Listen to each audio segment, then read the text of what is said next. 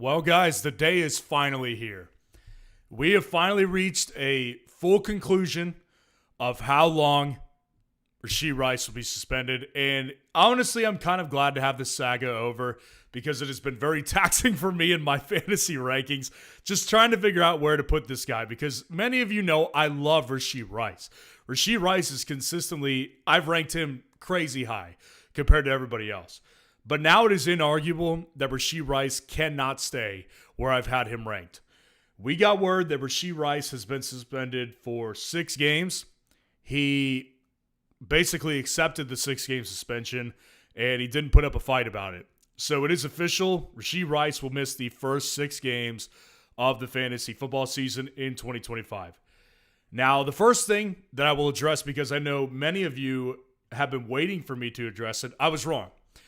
I initially thought that Rashee Rice would be a 4-game suspension player just based on the NFL's history of acting on, vehicular incidents and all that kind of stuff. So I'm disappointed that I was wrong on that one because if someone drafted based on the idea that he would get suspended 4 games, this is definitely a game changer. For 6 games versus 4 games, it's a lot. So 6 games is not exactly an ideal situation. Now, the big question becomes, where do you rank Rashee Rice and what goes on? Like, how do we proceed with Rashee Rice if you haven't drafted yet? So the first way I'll discuss it is if you have not drafted yet, let's go through what I would personally do with Rashee Rice. So just an FYI, my wide receiver rankings top 40 will be dropping tomorrow. So you're going to see a better picture of where exactly I would have Rashee Rice ranked. But Rashee Rice, originally, I was having him basically around this wide receiver 17 to wide receiver 20 range, around guys like Mike Evans, Garrett Wilson, Devontae Adams, Terry McLaurin, Xavier Worthy. Now, obviously, 4 games, I was comfortable having him here. 6 games is a big deal. And the reason it's a bigger deal than missing just 4 is because if he was to miss the first 4 games, it's just the month of September, and I don't think it's long enough to really cut into his overall fantasy finish. But we're talking about 6 games out of 17 possible games that he will miss in 2024. Now, personally, I believe that when he comes back, he will come back clean. I'm not worried about when he comes back and what happens from there on out. What I'm worried about now is the amount of games that he's missing, 6 instead of 4. So with all that considered, where I would drop Rashee Rice in rankings is basically around the Ricky Pearsall, Emeka Egbuka, Rome Odunze territory. In this wide receiver 33, wide receiver 34, wide receiver 35 territory, which basically would put him about a low-end wide receiver 3 type of range right here. Now, as you will see on tomorrow's rankings, there are player differences, right? Like, I can tell you for a fact, Rome Odunze is higher in my rankings than he is in underdog rankings. I would say that Ricky Pearsall is a little lower in my rankings versus underdog rankings right here. But that's kind of the gist of where you could see Rashee Rice going in my rankings. So if you are drafting this week, right? If you're drafting tonight, or tomorrow, or Friday or Saturday, whenever you're drafting and you haven't drafted yet, this is the range of guys that I would take in front of him. I would take guys like Travis Hunter. I would take guys like Zay Flowers, Jalen Waddle. I would take guys like Devonta Smith, DK Metcalf, DJ Moore, Cortland Sutton, Jamison Williams, Xavier Worthy. Now, I've excluded a couple of those guys just because of player differences in my rankings personally. But I will say that the Rashee Rice news, it does change a lot of things for me. And I will also add this, which is that if you already have Rashee Rice, because we went through the people who are going to draft, now let's say that you've already drafted Rashee Rice. And I actually have seen in the comments on today's video, some people have told me, I actually drafted Rashee Rice in like the 8th or the 9th round. What do I think about this? Well, here's what I personally think about it, which is that, I like the idea better of him getting suspended right out of the gate than I did him getting suspended in the middle of the season, which of course was floated for a while.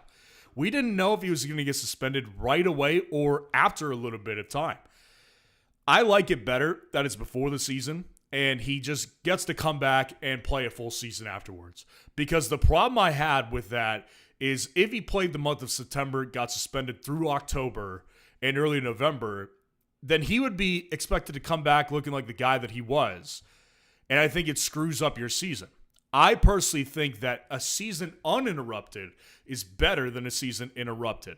So the way I would personally think about it is if you got him in the 8th or the 9th round, you should still feel pretty good about it. Now, some leagues, I don't know how your league is, but I would be pining if you have an open-minded commissioner, I would be pining for suspended players to be able to be slotted into the IR. Because I'm in leagues where sometimes you can put suspended players in the IR. I'm also in leagues where you can't do that. So if I was you and I already had Rashee Rice, I would be pining like crazy to get my commissioner to open up an IR spot for a suspended player. Because it also applies to Jordan Addison, right? Jordan Addison being suspended for the first month, basically, of the NFL season could go into your IR spot if that was the case. So you just got to be aware of how your league is. If your commissioner is not open to opening up a IR spot to a suspended player, if it's not already like that, then you need to rethink about Rashee Rice. Because what I will say about this is this. Rashee Rice, I do view as a guy worth having on your roster for 6 weeks for nothing. A guy useless on your bench. If you cannot put him on the IR, I think it's worth it. But I will say I'm a little worried about the start of his season because it's going to be in the middle of October. It's a little concerning. So it's all going to be about opportunity cost. Is Rashee Rice, by the time you're drafting, going to be a 6th round pick, or is he going to be a 9th to 10th round pick? Because there's no question here, based on underdogs ADP alone, Rashee Rice, again, is close to the range where I would take him at. What I think will happen, though, is people will react to this news, and Rashee Rice on underdog, just for example, I believe Rashee Rice falls to the Stephon Diggs, Jerry Jeudy territory, wide receiver 40 range. Now, I'll be all over him if he falls there in your redraft leagues as well. So you're going to need to monitor this one. If you have a draft tonight, you're going to be in worse shape than if you had a draft tomorrow or Friday or Saturday.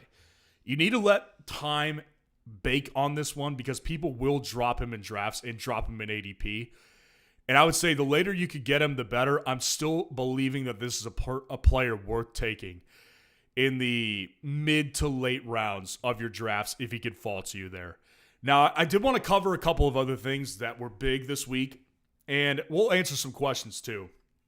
So the first thing I wanted to cover was this morning that we got news that Adam Thielen is being traded to the Minnesota Vikings. Now, Adam Thielen is a guy that I have not really given much thought to. That's a wrong way to say it. I give thought to everybody in fantasy, but the way I would put this is I have liked Jalen Coker in Carolina for the entire offseason. Like, we could just go to my most drafted players right now. Out of 165 total teams, Jalen Coker is my 3rd most drafted player. I have him in 62 different teams. I've been big on him all offseason. And one of probably my hottest take of 2025 is that Jalen Coker will be the wide receiver 1 in Carolina by the end of the year. Now, obviously, the Tet McMillan hurdle is big, but I have not put much stock into Adam Thielen, and apparently the Panthers aren't either. They sent him to Minnesota. That opens up Jalen Coker in the biggest way. And I can't even stress this enough how important this is now. Because originally, Coker was a best ball pick. Like, you would not hear me talking about him as a redraft player to go target in the 16th round of your redraft leagues. This changes a lot. Jalen Coker becomes a guy you need to have on your radar in a redraft league. Now, I'm not completely sure where Jalen Coker ends up in drafts at this point. But personally for me, I view him as a better pick than someone like an Xavier Worthy. Xavier Legette. I view him as someone as a better pick than Cedric Tillman, for example. I think that if you're looking at wide receivers, again, let's go back to rankings on Underdog. once we get around this Brandon Ayuk, Josh Palmer, Hollywood Brown territory, this is around where I would have him ranked. Now, again, in underdog, it's different. It's 3 wide receivers. Wide receivers are always more valuable. So he may still end up being an undrafted-ish player in your redraft league. And if that's the case, I would keep a big eye on Jalen Coker.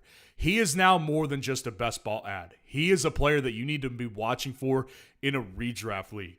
And I don't think in Minnesota, I don't think it, messes with Justin Jefferson at all, obviously. It doesn't mess with Jordan Addison as much. I think it just kind of is what it is. I think Thielen will be good while Addison is out. But as soon as Addison comes back, I do think that Addison is the better wide receiver between the two. This is more of an impact on Carolina and Jalen Coker specifically. Now, Devon Achane, the last bit of news that I want to cover today, is apparently expected to play in week 1. There's been no setbacks, and Devon Achane looks like he'll be ready to go come week 1. Now, obviously, this is great news. Devon Achane was dropping in drafts. People were getting really scared about the prospect that he would miss a little bit of the beginning of the season.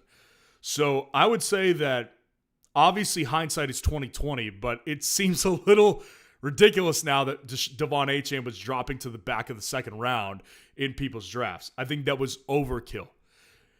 I think that now you'll see him shoot back up to where he once was, which is the top of the second round or back of the first round type of territory. Because Achane will unquestionably be the running back 1 there. Now, I still do think that there will be some utility with an Ollie Gordon at some point, if not right away. But I do think that it's just weird how Achane kind of dropped towards the back of the second round. I think it was total overkill at the time, and it definitely is today, but you could expect to see his ADP shoot back up close to the beginning of the second round. And I guess the last piece of news, and then we'll answer some questions, is that Jakobi Meyers apparently wants a trade. He wants to get out of the Las Vegas Raiders, and that was a couple days ago, so we've seen his ADP drop. He was originally like wide receiver 37, 38 territory on Underdog. Now he's wide receiver 41. And it's going to be very similar across redraft leagues. You're going to see Jakobi Meyers drop to a territory where I think it's probably even more ideal to draft him. I already didn't hate Jakobi Meyers' price before he ended up requesting a trade. I really don't hate it now. Like, I'm willing to take Jakobi Meyers as the wide receiver 41. And I think he could fall farther than this. Like, I think there's a chance, like, the thing about this is Myers, Addison, Jennings, and Reed, they're all guys that are injured, even Khalil Shakir. We could see Josh Downs rise above these guys. Maybe puts Jakobi Meyers down a little bit. But if Juwan Jennings comes back healthy pretty soon, Jaden Reed does the same. Jaden Reed returned to practice today. Khalil Shakir returns to practice. Like, we could see Jakobi Meyers fall farther. And the farther he falls, the more and more willing I am to take Jakobi Meyers.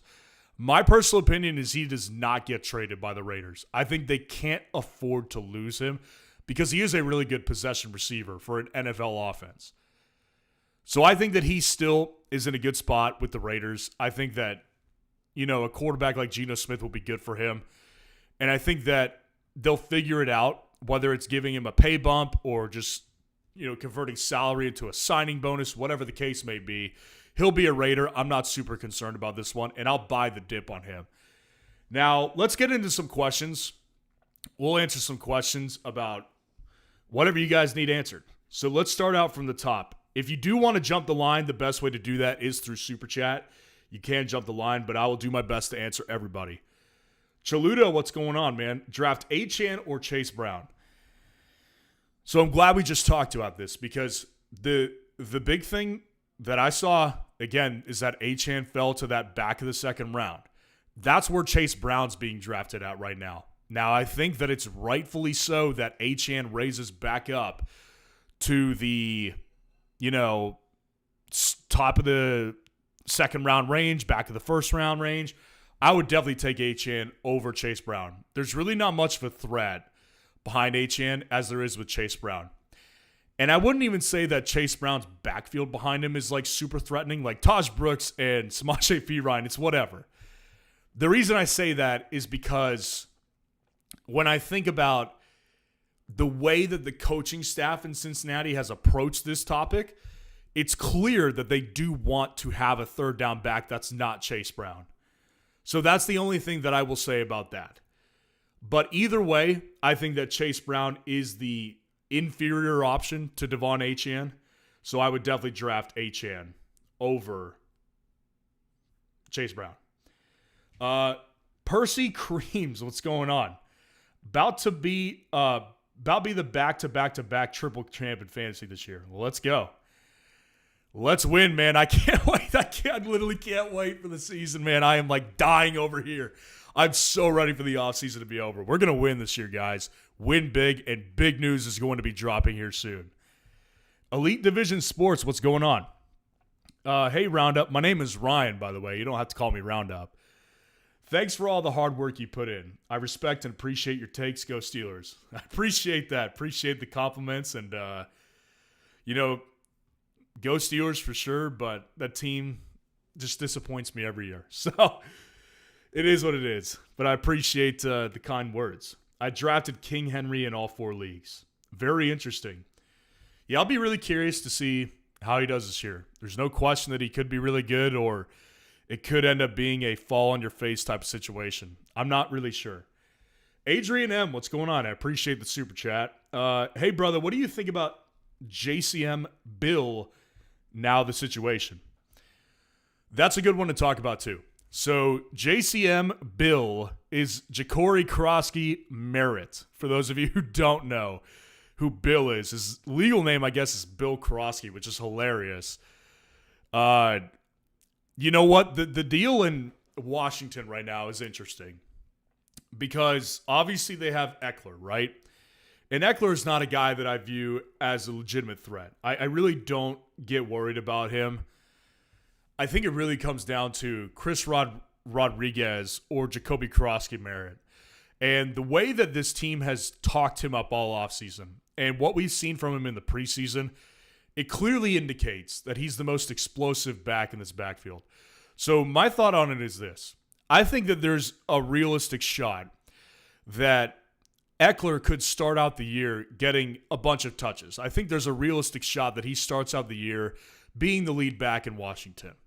But I think once they need a more explosive back, it could very quickly become a Chase Brown takeover that we saw in Cincinnati last year, for example. Zach Moss started out the year because Chase Brown was still this unproven player, right? And we had seen more from Zach Moss up to that point in his NFL career. Well, obviously, Zach Moss couldn't hack it. He got injured, but he just wasn't as good of a player as Chase Brown was. I think it's a very similar blueprint to what we could see in Washington this year. I think there's a good shot that at the beginning of the season, JCM or Bill Krosky could end up not doing very much. People get pissed, people drop him, and I think that's where you need to hop all over him. So I think right now what we're seeing is he's risen so far up in drafts that it's kind of become this like almost destined to fail type of situation because people will be irritated when he doesn't lead the team in carries or reception work or whatever the case may be. But I think as time goes on, they will start to use him more, and he could become a really good waiver pickup. Or if you just hold on to him and be patient, he could be a really big payoff towards the middle to back end of the season. That's my current thoughts on Bill Krosky right now. But go Bill. I really want to see him do well. Again, I appreciate the super chat. All right, we'll go back up to the top here. Happen, what's going on? Worthy shares through the roof, at least for a few weeks. Yeah, you're going to, again, tomorrow you will see my top 40 wide receiver rankings. So I don't want to spoil what goes on in the rankings, but one of the things I have said for weeks now is that I think for as long as Rashee Rice is out, Xavier Worthy could be a legitimate top 10 wide receiver in fantasy. I truly believe that. And so now that it's 6 games instead of 4 like I thought it was going to be, I do think that Xavier Worthy, his upside, man, like I think it's ridiculous through the first 6 weeks of the season.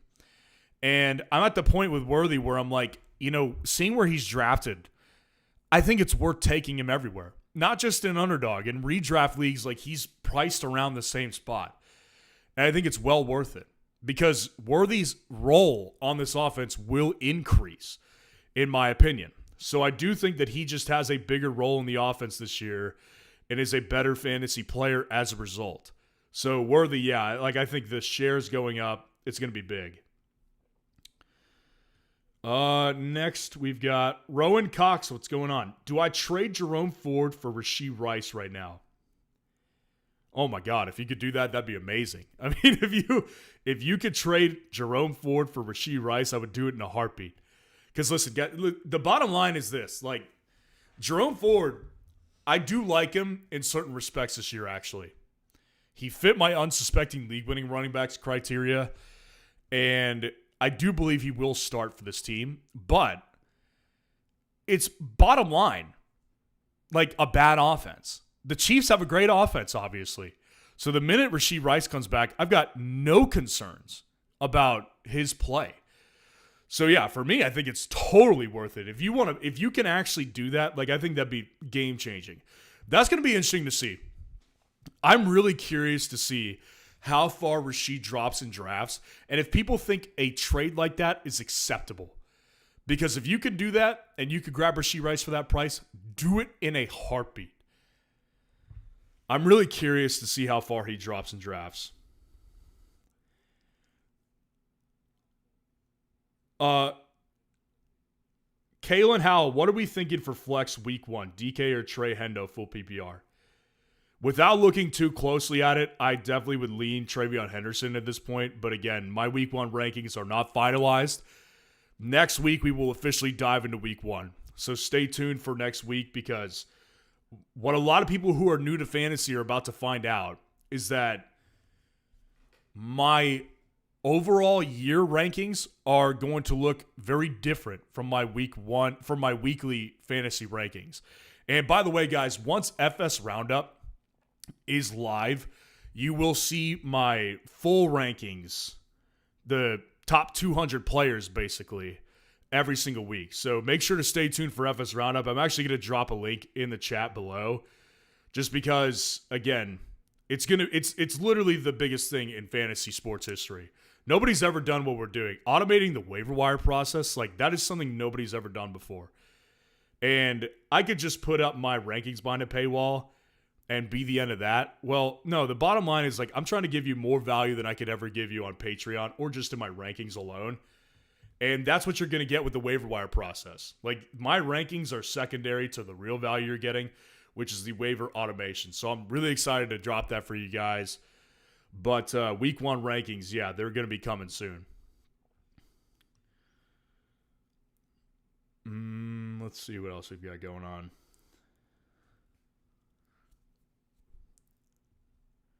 It's okay to laugh. Are you okay if RJ Harvey is your running back 2 in full PPR? Other backs, Chase Brown, Sharps, Bill Karofsky, and Will Shipley. Yeah, I'm okay with that. Listen, my thing with RJ Harvey, and I've been saying this for weeks now, is that I would really love to see RJ Harvey as the unquestioned guy. I really, really would. Like, I do think that RJ Harvey could be a great fantasy back. The only problem that we have consistently in Denver is that Sean Payton runs that town. He runs that team like the mob. Like, it's true. I mean, it is true that he runs that team like the freaking mob. He's so quiet about everything that goes on, and he's so mysterious with his running backs that I think it's worth keeping an eye on J.K. Dobbins for sure. But at the same time, like, I know that if R.J. Harvey is the lead back, and I believe he will be, like, he's got so much upside.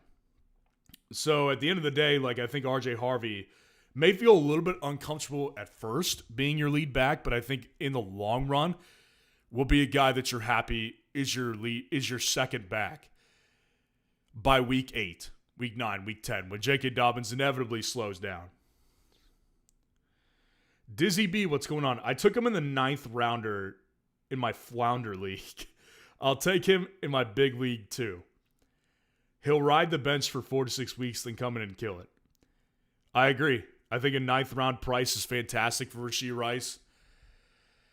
Again, The only thing I would comment on that is if it's possible to have your, if it's possible to have your league commissioner come in and make suspended players IR eligible, then that's a game changer.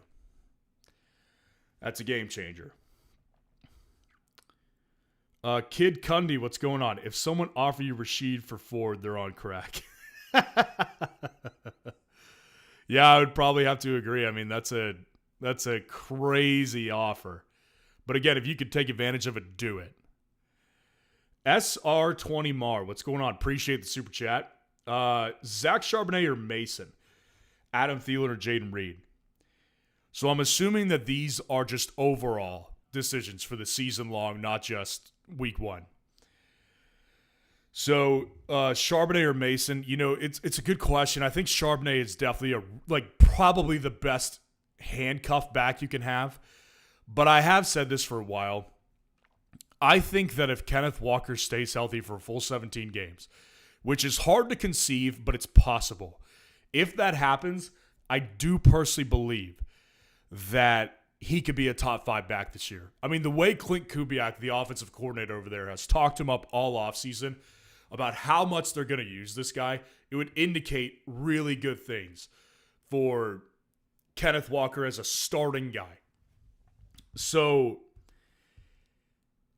I just can't shake the idea that Charbonnet would be a backup as long as Kenneth Walker's there. Now, again, you could debate me on the likelihood of Kenneth Walker missing time, and I really wouldn't put up much of an argument because I do think it's legitimately possible that he misses, 3 games.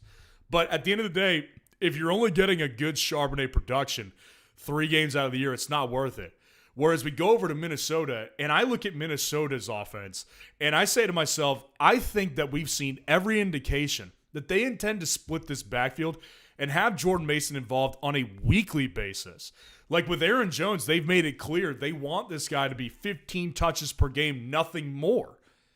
Jordan Mason was signed to this team after he got traded because they want him to be a first and down running back potentially. So for me, I just think there's more upside with Jordan Mason. And then Adam Thielen or Jaden Reed. I would take Reed still because I think that Thielen's just so old. I mean, Thielen's just so old.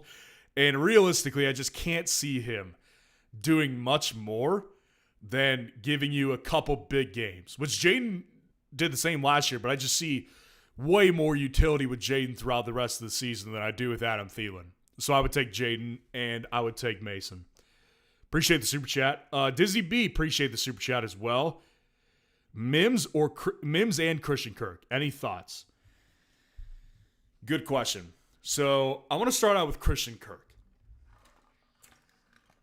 Because obviously he's risen up over the last several weeks as people saw the preseason and how that shook out for the Texans.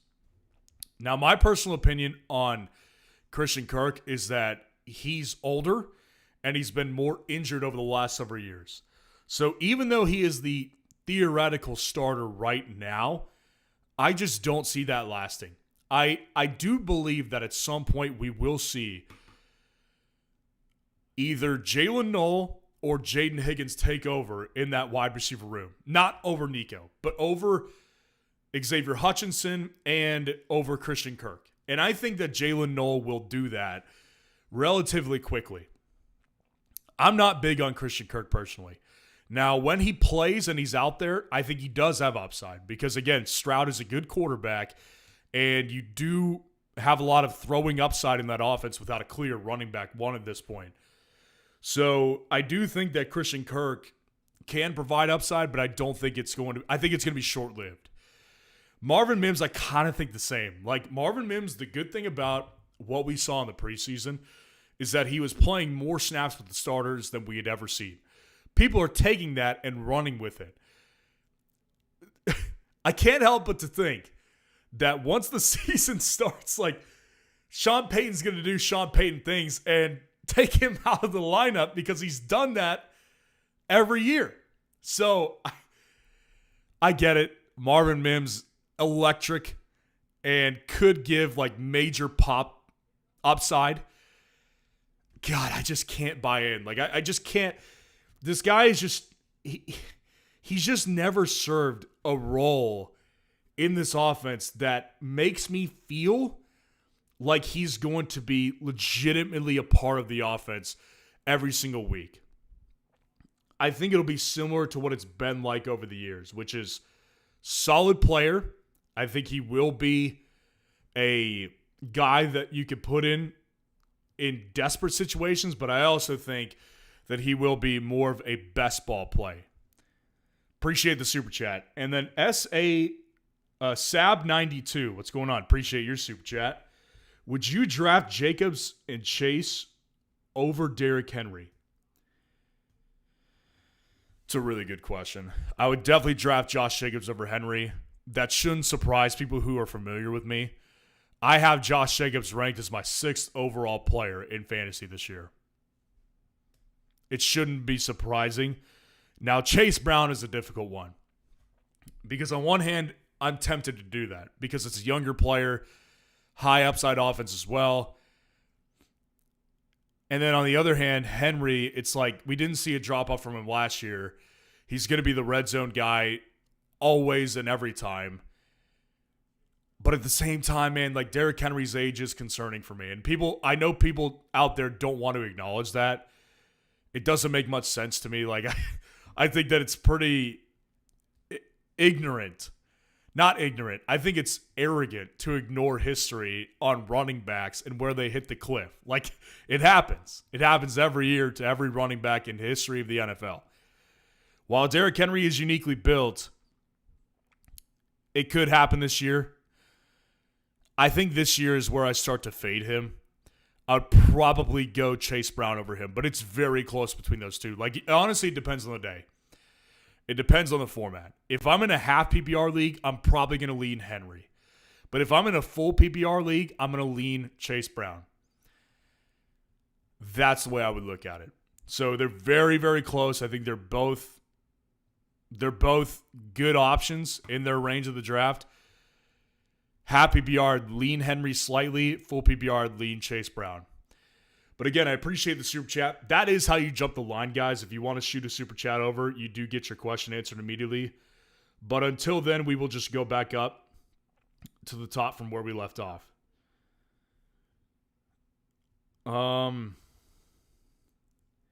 AJG, what's going on? Thoughts on Zay Flowers? I like Zay Flowers a lot. How'd you know? Zay Flowers, to me, I've got him ranked over consensus all offseason long. Zay Flowers is a guy that I look at, and he fits a lot of breakout criteria for me. I think that he's a guy who could easily get more touchdowns than he ever has, because you look at this offense, and it's obviously Lamar, and you look at the offensive coordinator who's been elite, Todd Monken, and he says all offseason, yeah, I want to get him the ball more. I mean, tea leaves are there. And this guy's theoretically could be on a contract year to where he wants to show out, get paid maximum money this offseason when he goes to the negotiating table. And, yeah, to me, I think that, like, where you're drafting him at, my ranking obviously would indicate I want him. And I think that he won't bust where you're getting him at. Because the bottom line is you can't debate he will be important. And he will be utilized in the offense. You can't debate that. Really, the only thing that's debatable is, does he get in the end zone, and do they use him more than they have in the past? Because if he gets similar usage to what he's had his first 2 years of his career, being drafted as like the wide receiver 32, he's not going to bust. But I think the upside to do better is there. Red Evil 701, what's going on? Appreciate the super chat. Start Joe Burrow or Jalen Hurts and George Kittle or Kelsey. So I'm assuming we're talking about week one. So again, fair warning, my week one rankings are not set in stone, guys. I have not gotten over to week one. Obviously, I know what week one is going, like the matchups and everything, but I have not ironed out my week one rankings yet. So what I say right now may not be the answer I have for you next week. That being said, right now, I would go with Jalen Hurts over Joe Burrow. I think the matchup against the Philadelphia Eagles is a really good one. And I think that also, like, when you think about, let's pull up the schedule really quick. So, obviously, it's in Philly. It's on Thursday night. It's that home opener. That Dallas defense right now is still in limbo without Micah Parsons. I mean, it's just a really, really gross-looking situation still. And, yeah, I think that there's a lot of issues that Dallas' defense has. And I think about what the Bengals have with the Browns. Listen, I get it. The Browns don't look good this year, but it is a divisional matchup. And I do think that historically, you've looked at the Bengals and they've started out really slow. So I will lean Jalen Hurts all day over Burrow to start the season. And Kittle or Kelsey, definitely Kittle. I mean, really, Kelsey I have no use for him in a redraft league. I really don't. Like, Kittle, to me, if he's out there and he's healthy, I just went over earlier today in this live stream, like, my issues with Ricky Pearsall, for example. Well, that should show a lot because they really don't have much other weapons right now other than Ricky Pearsall. So to me, as long as George Kittle's out there, like, the guy is going to be so important in this offense. So I would take Kittle all day, every week over Travis Kelce if they're both healthy. But I appreciate the super chat. Let's get back up to the top where I left off. Jeremy Torres, what's going on? Hey, Ryan, big fan. Appreciate that. I got Rashee Rice in the 7th round, and I got J-Mo in the 8th. I had Rice in my flex because I'm in a full PPR 10-man league, and I have Jerome Ford, Tyrone Tracy, and Javonte Williams.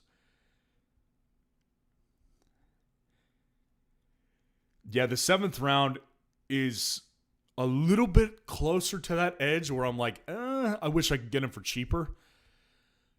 But again, I think that you're in a spot where, like, I don't think that it's worth moving off of him because here's the problem that I want to discuss that we didn't discuss earlier, which is if you have already drafted and you drafted Rashee Rice, what you're about to get is just a storm of garbage offers from people trying to buy low on Rashee Rice.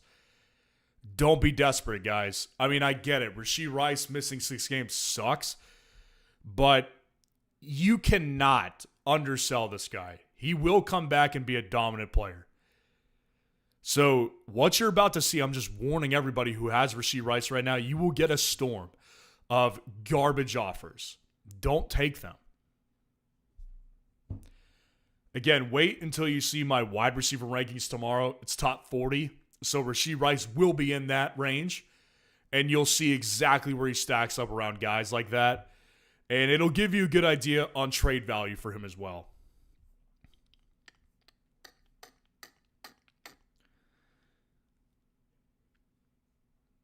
To sub in for Rice, any suggestions? Yeah, I would go with Tracy. I'd go Tracy week 1. But again, guys, week 1 questions, like, I get it. We're all trying to prepare. I will say my most accurate week 1 projections will be next week. So make sure to stay tuned. I will answer them, like, as I have them ranked today. But things will change. Like, things will change. I can promise you that. Every day in fantasy, everything changes. Couldn't have said it better, Brand Man. Taimur Yusuf, what's going on? Hey, Ryan, my wide receiver corp is a little bit thin right now after Nico with Pickens, Waddle, Pearsall, Downs, and Burden. Do you think I could package any of these guys together to get Rice?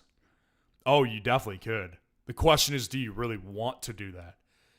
Because, again, obviously Nico's great, but you've got Pickens, a guy I don't love, Waddle, a guy I do love, Pearsall I'm indifferent on, and Downs I'm in on for the most part at its cost, and then Luther Burden.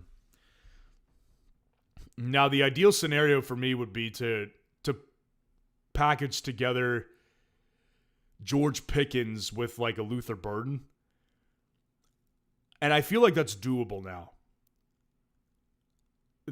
Where I would start personally is seeing if you could just do Pickens for Rashee Rice straight up.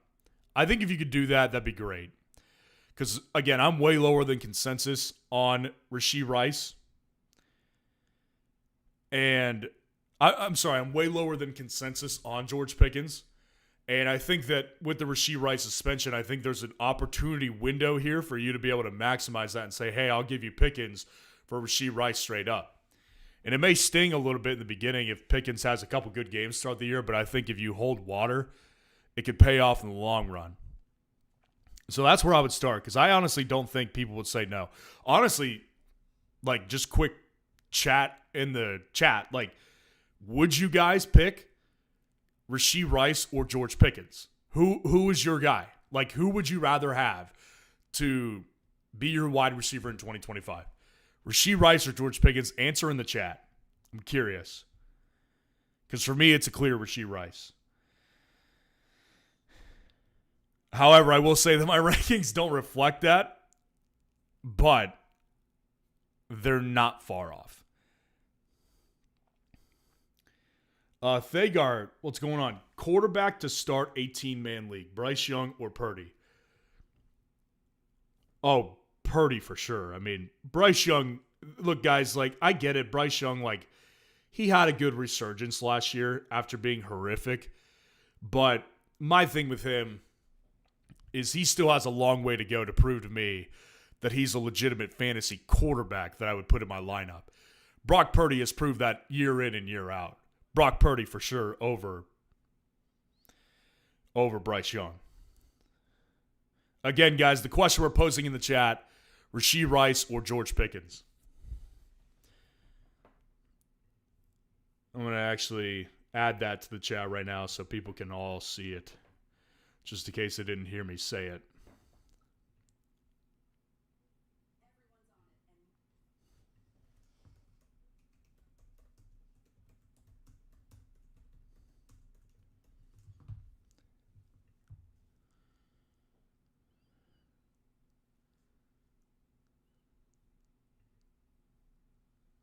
Okay. All right, back to the questions.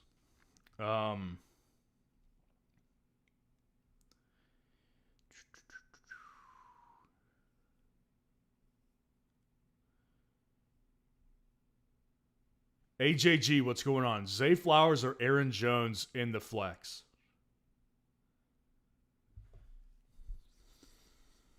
Zay for sure.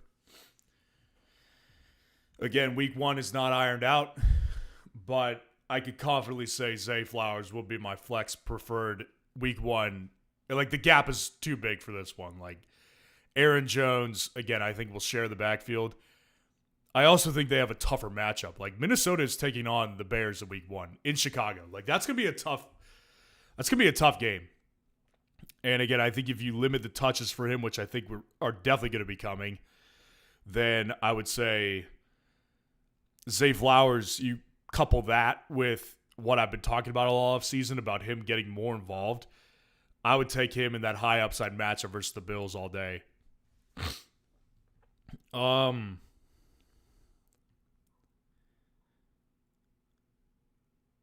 Thoughts on Zach Charbonnet and Trey Benson from Sab? I know we talked about Char, but I think Charbonnet is going to be probably the best insurance back you could have. I would also add Trey Benson into that list as well. Trey Benson is a guy I've been big on all offseason. I have invested in Trey Benson everywhere, and I will continue to do it. I have a bunch of redraft drafts this week, and I can guarantee you, like, I will be drafting Trey Benson. In every one of those, I can get my hands on him. Trey Benson, to me, is a very, very interesting insurance back. And honestly, I think it extends past just being an insurance back. I think Trey Benson could easily be legitimately what they're trying to ask from him, which is basically a 1B to a 1A James Conner. And I've also said this for a lot of the offseason as well. I think that either what happens in Arizona this year is either A, James Conner gets injured, which unfortunately is not out of the realm of possibilities, or B, he just slows down because he's old and has been injured a lot. Either way, if you're adding those up, I think Trey Benson is the lead back by mid to late season. So Trey Benson, to me, I love him. And where you're getting him right now, like he's not rising in drafts at all. He's staying back there. I'm big on Benson. Brandman, any faith in Kyler this year? Waited late for quarterback and got stuck with him.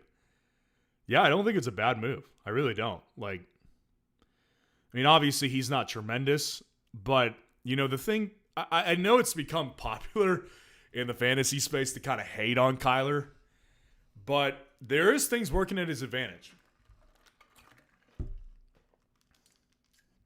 The first one being that Kyler, no matter how you cut this guy or how you view this guy in fantasy, he is a running quarterback. So there will be games where he gives you 30-plus points. Like, that's just part of the deal with Kyler. And he's also just such a moody player, I feel like is a good word for it. Because sometimes he comes in there, looks great, and other times it looks like he has no interest in being there. So there's going to be weeks where it sucks to play him, but that start of the year is a pretty cushy schedule. So I think that there's a lot of hope for Kyler personally. Brandman also says, I think Zay has a good year. Completely agree. Costra Nostra out here. I don't even know what that means, to be honest with you.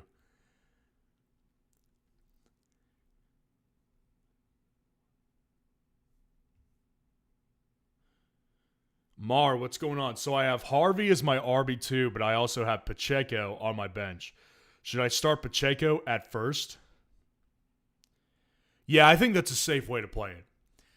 I will say that I've been out on Pacheco basically all offseason. I've definitely come around to him. Watching him in the preseason, he did look similar to how he looked pre-injury, which was all my only concern.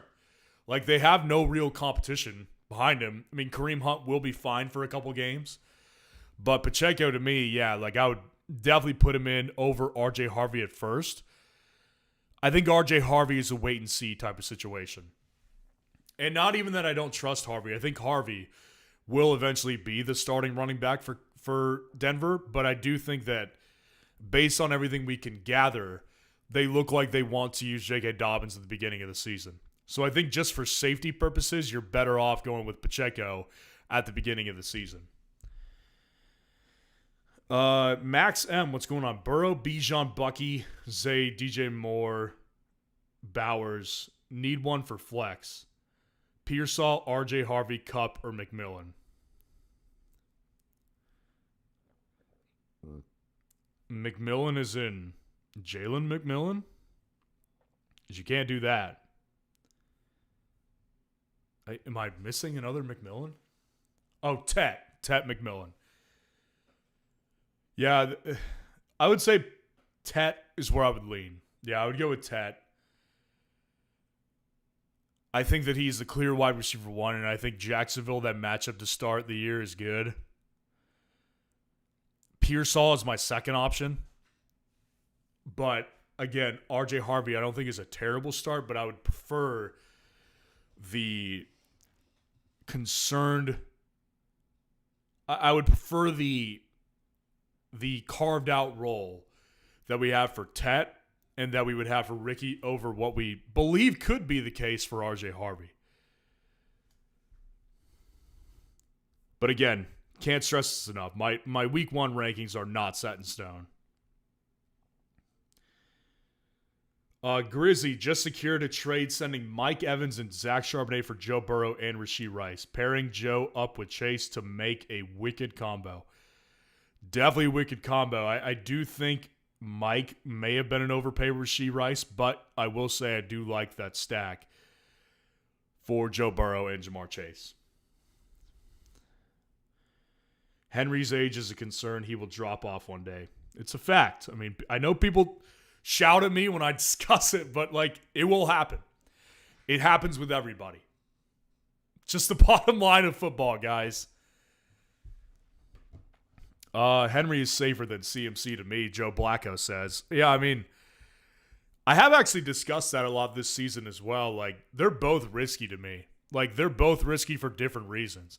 I mean, CMC is obviously at an age where it's like, it could happen, but I'm more concerned with the injury history and just like how the vibes have been. But I'll tell you this, like I've been less concerned lately about taking CMC. Like I'm not as worried about taking him these days.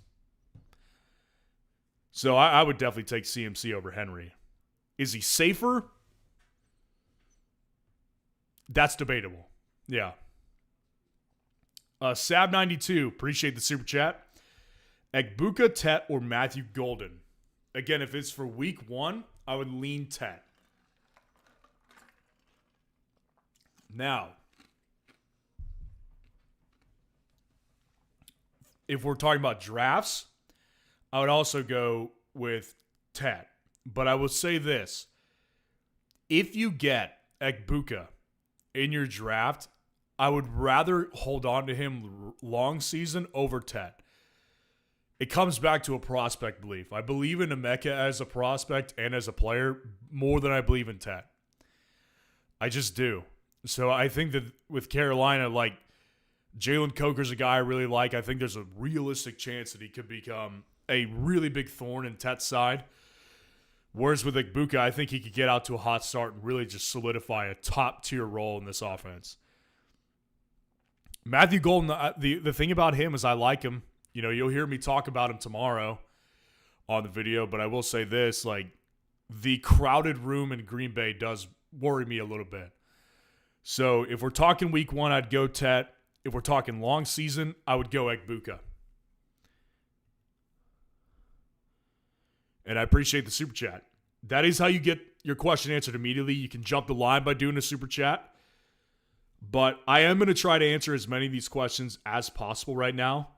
So we'll continue to go back through in order unless someone wants to hop the line. But either way, I appreciate y'all being here. Just like the video, subscribe to the channel to show your support if you haven't done so already. And I really appreciate y'all being here either way. Arturo Flores, are we excited to start Worthy? You should be. You should be for sure. If you have Xavier Worthy, again, I believe he will be a top 10 wide receiver through the month of September. And I think he will be one as long as Rice isn't there. And even when Rice comes back, I think Worthy is still a top 20, top 25 guy. So yes, right now you should be thrilled to play Xavier Worthy.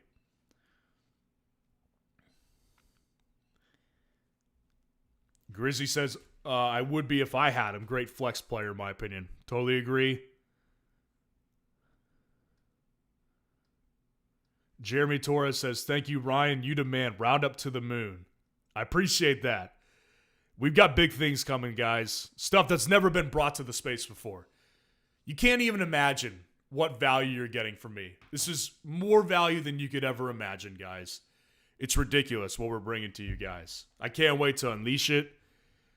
You guys are in for a real treat. I can't wait to drop the not free, but the automated waiver wire process.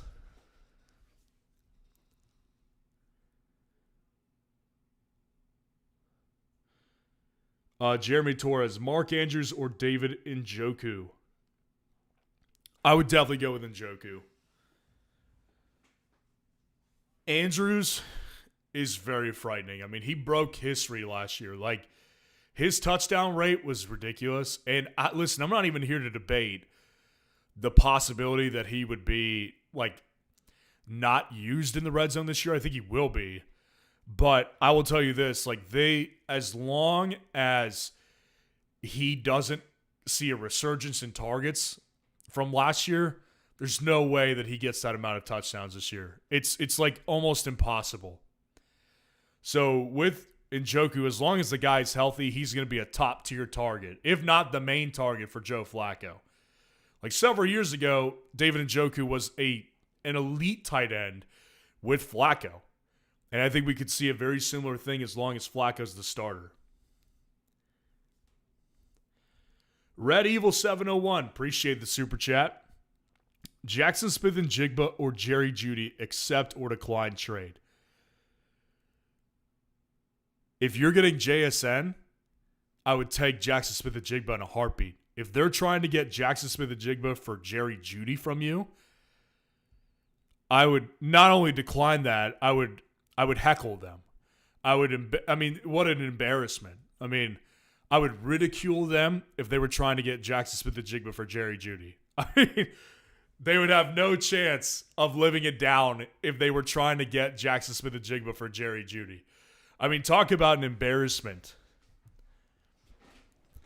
Jackson Smith-Njigba, if you could get him, if you're getting JSN though, definitely take that trade.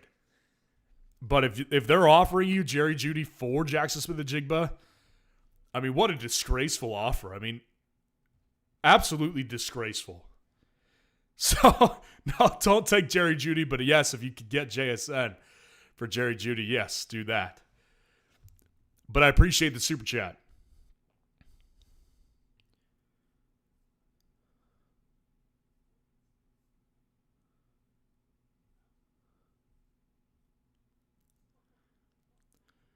Okay, so let's see the results of the Rashee Rice, George Pickens question I posed to you guys. Rice, Pickens, Rice, 2-1 Rice, George Pickens 2-2, 3-2 Pickens, Rice 3-3, 4-3 Rice, 4-4 Pickens, 5-4 Pickens, Rice again. I mean, we're so even on this one. Rice and Pickens. That might be the question, guys, is that's that range where he could fall for people. Rashee Rice, George Pickens, that type of range is very similar to where I have him in my personal rankings, guys. So, again, you will see that tomorrow. Claude Williams, what's going on? I got Jefferson, Thomas Jr., Hill, Jennings, and Addison waiting in the wings when he gets back. Am I okay? Your top two guys are elite. Your depth behind that, I'm a little worried about. I don't love Tyreek Hill for where you had to get him in drafts. Jennings, I think, could be a good pick for where you got him in drafts. And Addison, I don't love as much in a redraft as I do in a best ball format.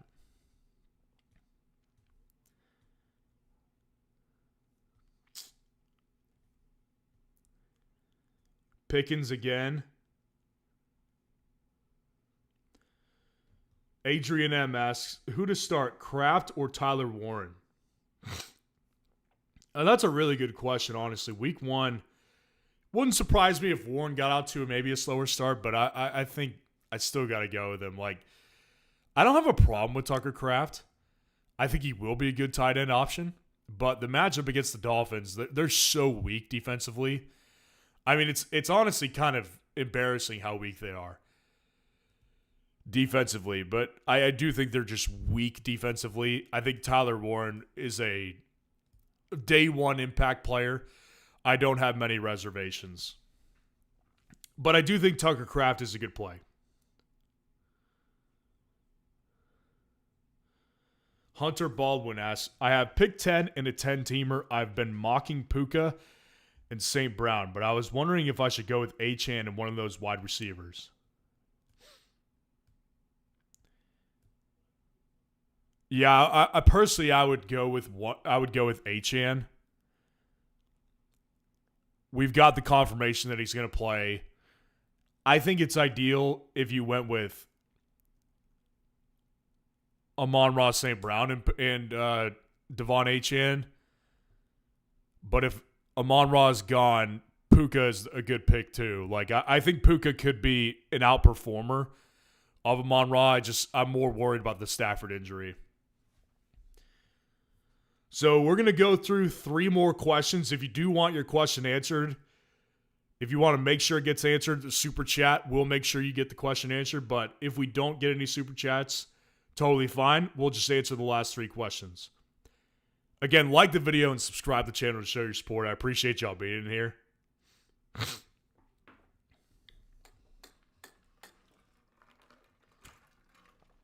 D'Ambrosio says, huge water bottle, LOL. Yeah, I don't mess around with water, man. Dude, I drink like 2 gallons of water a day. It's really weird. I never liked soda. I was never a soda guy, so I just drink water.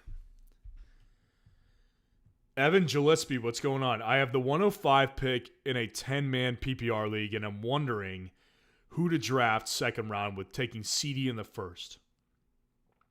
If Josh Jacobs is there, take Josh Jacobs. If Achane is there, take Achane. I would say that, it's interesting. I've seen, this probably doesn't happen much, but the only reason I'm saying it is because I've seen it a couple times. I have seen Amon-Ra St. Brown fall to that range sometimes. So if he falls, that'd be ideal. Again, I don't think he will. But if he did, I would take it. But Josh Jacobs is my ideal for sure. Josh Jacobs in order, it would go Josh Jacobs, Amon-Ra St. Brown, Devon Achane. I would go with PPR, I would go with Chase Brown over Derrick Henry. Mars says, Costra Nostra refers to the mob. I was commenting on what you were saying about Denver. Oh, yeah. I got you. Yeah, that's funny. Yeah, that's interesting. I watch all these mob shows and mob movies. Like Goodfellas is one of my favorites. The Godfather, both of them. I don't like Godfather 3 as much, but I like Godfather 2. I'm watching The Sopranos right now with my wife. Never heard of Costa Nostra for some reason. But yeah, I mean, Denver, dude, it's weird over there, man. Peyton likes to keep it quiet. That's just what he does. Leo reacts. Should I trade Loveland, Devonta Smith, someone else for Rice and Kittle? I have Travis Hunter for flex instead of Smith.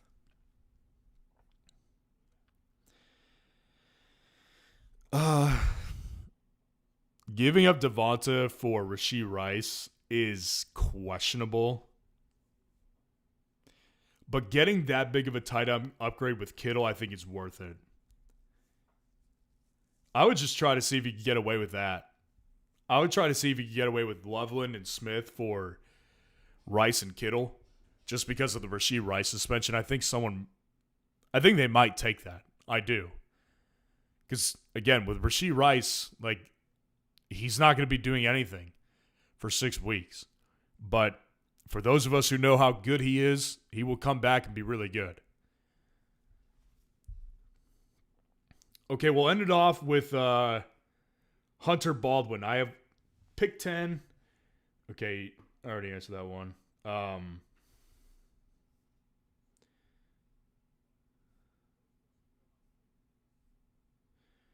We'll end off with NMB. Would y'all trade Rome for Rice? Oh, that's such a good question to end off on.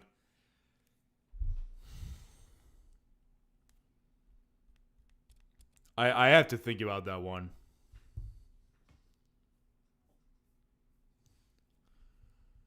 Oh, man, that's a good one. Rome for Rice.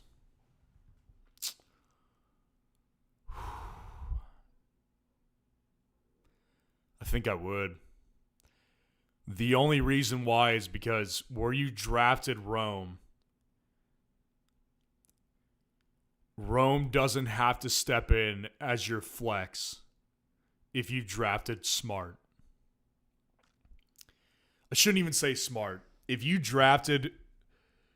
decided to wait for a late quarterback or a late tight end and you got an edge and you got 3 running backs and 3 wide receivers and then drafted Rome as your 4th wide receiver, you're in good shape because Rome doesn't have to go in your lineup. I think I'd go Rashee Rice, man. It's so close, but again, I think Rome is another good question. I think more people would lean Rice, but I'll tell you guys, again, tomorrow you will see my top 40 wide receiver rankings. I like Rome. So we will see. But right now I would lean Rashee Rice. That'll do it. We'll end it there. I appreciate y'all joining. Like the video, subscribe to the channel on your way out. Again, stay tuned.